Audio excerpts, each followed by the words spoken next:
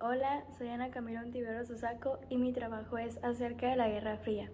Este periodo comprendió desde los finales de las décadas de los 40 hasta aproximadamente 1989 o 1991. La principal característica de dicho periodo fue la rivalidad entre las dos grandes potencias que dominaron el mundo tras la Segunda Guerra Mundial.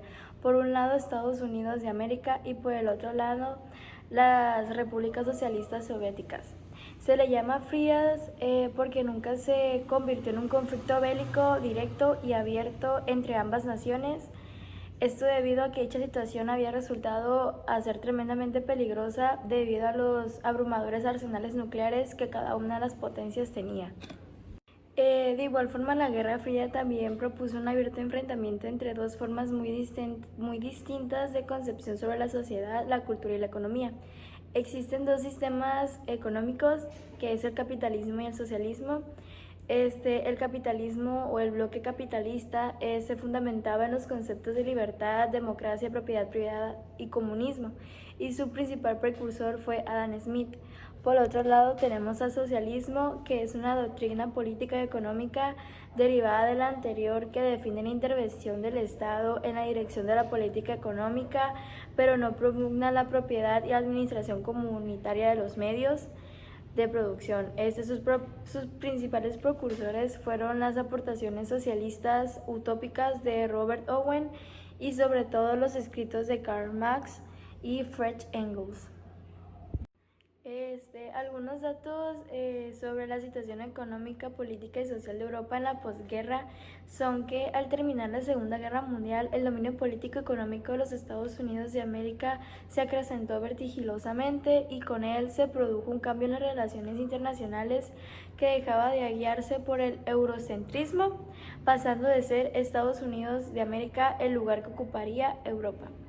Desde los orígenes de la conflagración bélica, esta era claramente uno de los objetivos estadounidenses, quienes se veían a sí mismos como el pueblo elegido por Dios para elegir la política y la economía mundial.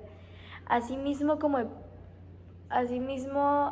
debió utilizar para ello lo que tuvieran a su alcance. El entonces senador estadounidense Harry Truman así lo expresaba cuando definía su política con respecto a la guerra, al afirmar que si veríamos que Alemania está venciendo fácilmente, tenemos que ayudar a Rusia. Y en el caso de que alguien está venciendo a Alemania, tenemos que hacer que ellos choquen para que se eliminen mutuamente. Pero la pérdida del dominio mundial no era la única pérdida que tuvo que afrontar Europa, puesto que después de la Segunda Guerra Mundial, dos estados situados más allá de los confines de Europa comenzaron a dirigir su destino, que eran Estados Unidos de América y la Unión Soviética. En adelante, las cuestiones más trascendentales de la política mundial, así como las decisiones de vital importancia para Europa, se decidirían en Washington o en Moscú. Hice algunas réplicas a algunos de mis compañeros expertos en el tema para hacer más completos sus trabajos. Mi primera retroalimentación dice lo siguiente: Hola Carlos, ¿sabías que tradicionalmente el socialismo es una doctrina que exige la sustitución de la propiedad privada por la colectiva en los medios de producción, cambio y distribución?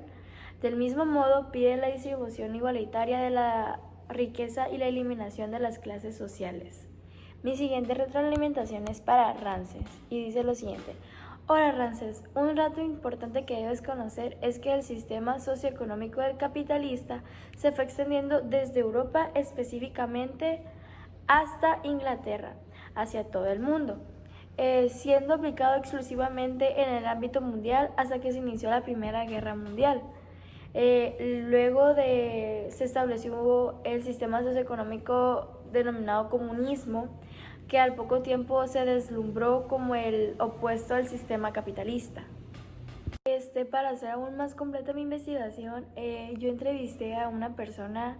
Su nombre es Jesús Ontiveros Pérez, su edad es de 95 años y el parentesco que tengo con él es que él es mi tío.